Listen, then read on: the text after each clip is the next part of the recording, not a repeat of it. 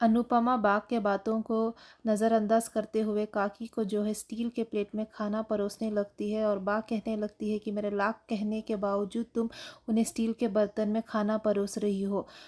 अनुपमा कहती है कि बाघ स्टील की थाली है इसलिए स्टील में परोस रही हूँ, वरना मैं उन्हें चांदी की थाली में खाना परोसती। काकी कहने लगती है कि पहले तो मम्मी आप राही को उठा लाए, बाद में प्रेम को, अब ये काकी को भी, अब बाहर के भिखारियों को उठाकर हम घर वालों का दर्जा दे रही हो। अनुपमा सारी बातों को नज़रअंदाज करते हुए काकी को अपने हाथों से खाना खिलाती है। प्रेम और माही सबको खाना परोसने लगते हैं और सब खाना खाना स्टार्ट कर देते हैं। उतने में ही काकी अपने हाथों से अनुपमा को खाना खिलाती है और अनुपमा को अपनी बेटी राही भरपेट खाना खाते देख आंखों में आंसू आ जाते हैं। राही इतना भरपेट खा लेती है कि उसका पेट दर्द होने लगता है। उतने में ही राही को फ़ोन कॉल आती है कि वहाँ उसके आश्रम एक इमरजेंसी आ गई है और ऑपरेशन के लिए कुछ पैसे चाहिए।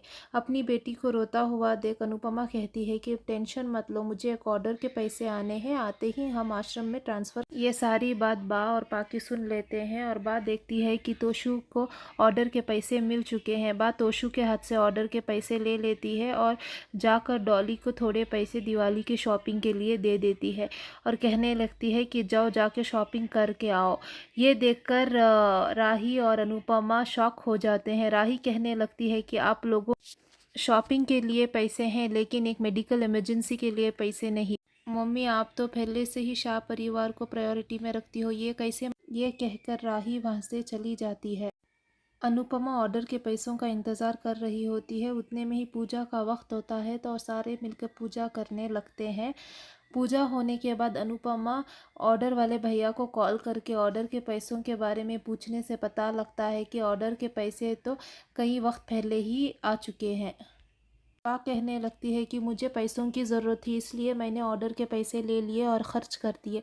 अनुपमा कहती है कि मुझे पैसों की ज़रूरत है बा, मुझे अभी पैसे चाहिए। तो अनुपमा और बा के बीच में बहुत सारी बहस हो जाती है और बा, इतने सालों तक मेरे बेटे ने तुम्हारा ख़र्चा उठाया था, 26 साल मेरे बेटे ने तुम्हारा ख़र्चा उठाया और कभी भी उसने तुम्हें जताया नहीं और तुम पे जता रही हो। और वहाँ पे ईशु जो है पैसे चुराने के लिए बा के कमरे में जाती है और तिजोरी खोल के पैसे उठाने लगती है। उतने में ही किसी को आते देख वो छुप जाती है। राही देखती है कि बा की तिजोरी खुली है और वहाँ पे पैसे हैं। मजबूरी के कारण राही वहाँ से पैसे उठा लेती है।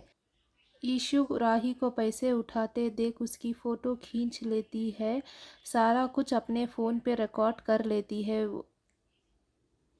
आज का एपिसोड इतना ही था गाइस। ऐसे ही अपडेट के लिए प्लीज़ मेरे चैनल को लाइक और फॉलो ज़रूर कीजिए।